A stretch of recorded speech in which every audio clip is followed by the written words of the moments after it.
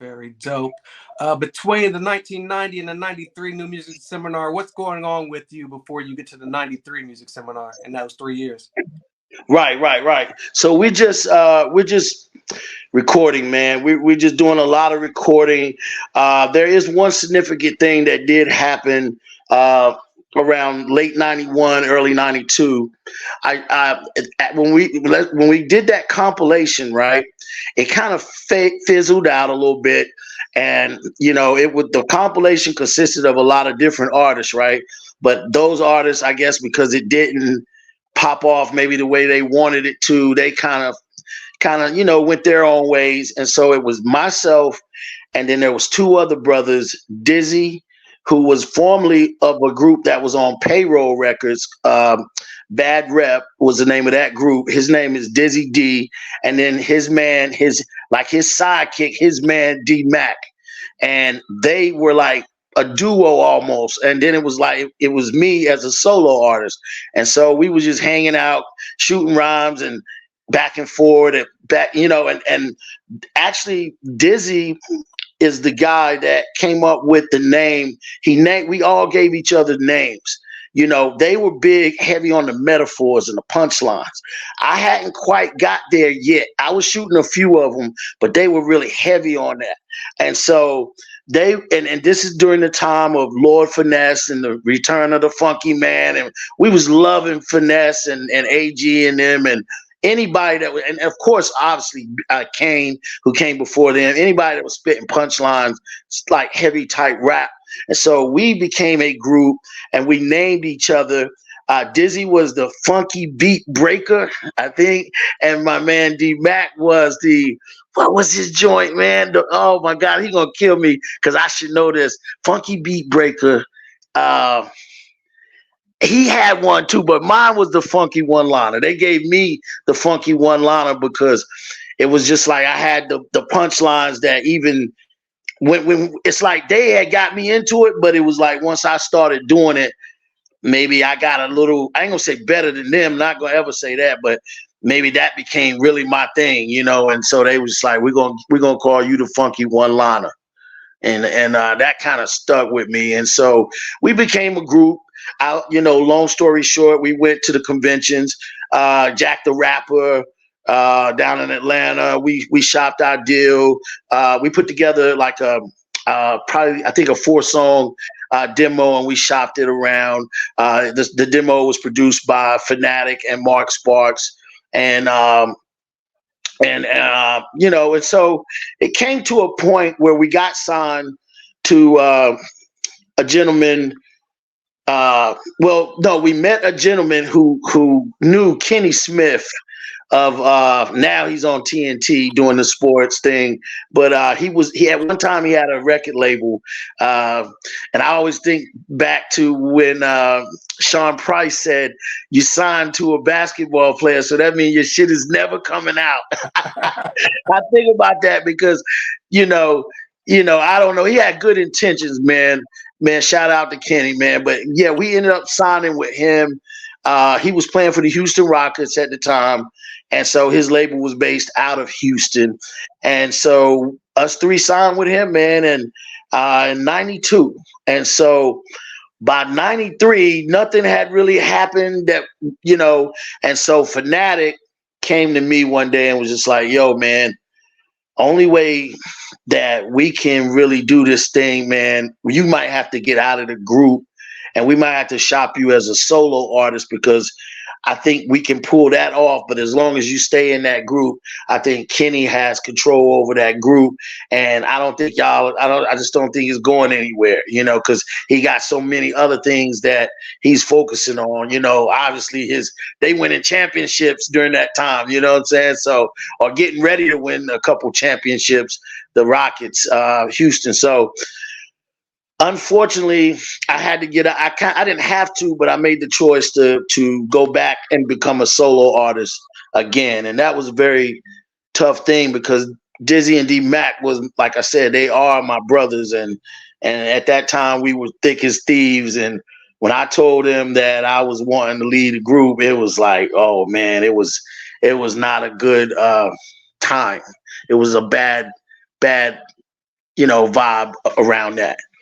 But nevertheless, so me and Fanatic now it's just us, and so they stayed with Mark. They stayed with Mark Sparks, and they released a song called "Shorty." I don't know if you ever heard that, but it's real dope, man. Mark Sparks produced it, and I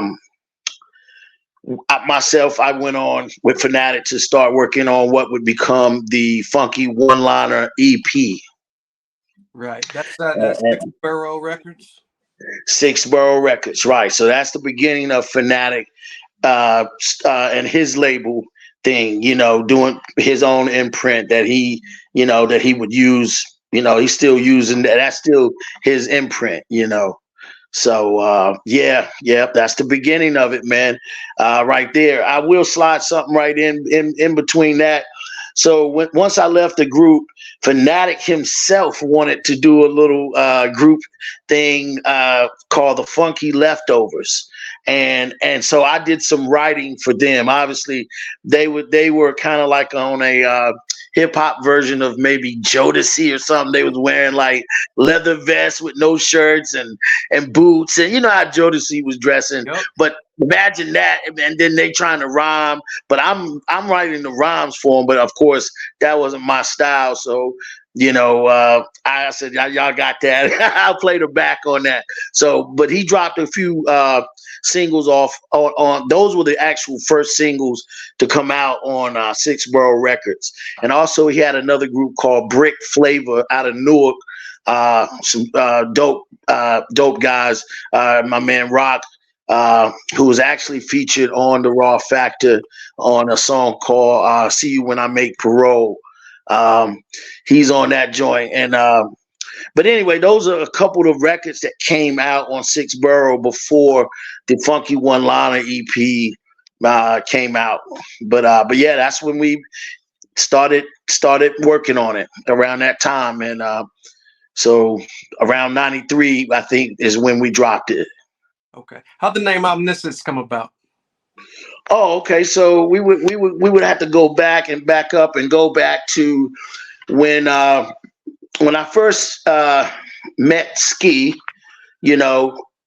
I didn't have a name. I wanted to rhyme, and I knew I wanted to rhyme, but I didn't have it all together, right? And like I said, how somebody you want to do something, but you meet somebody else that's already doing what you want to do, so that they are far advanced, and you find that out when y'all start trading bars. Right. And so I found out that I needed to go back in the lab. I was like kind of stumbling over words, and I didn't have it together. And so Ski was like, look, man, just go home.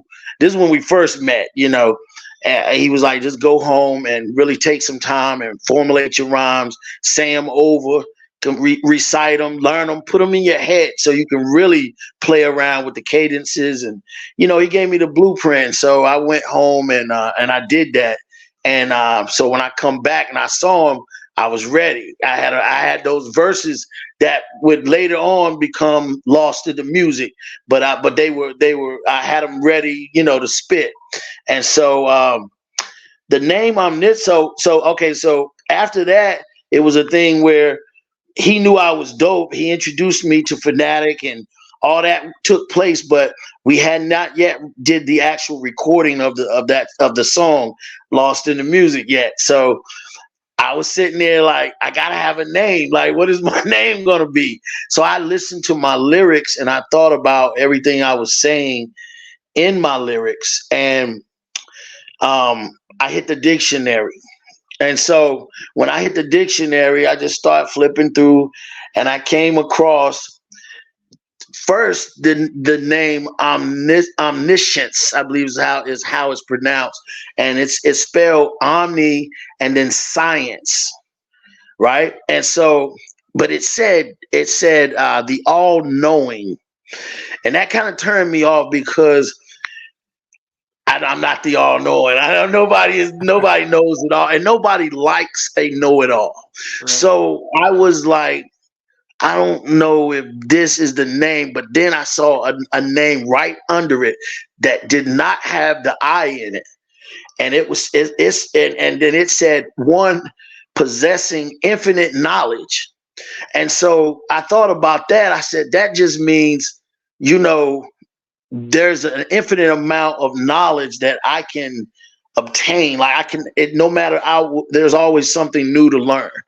You get what I'm saying? Like that, what I'm able to bring into my mind is infinite. Like I can't. There's no limit to what I can learn or know.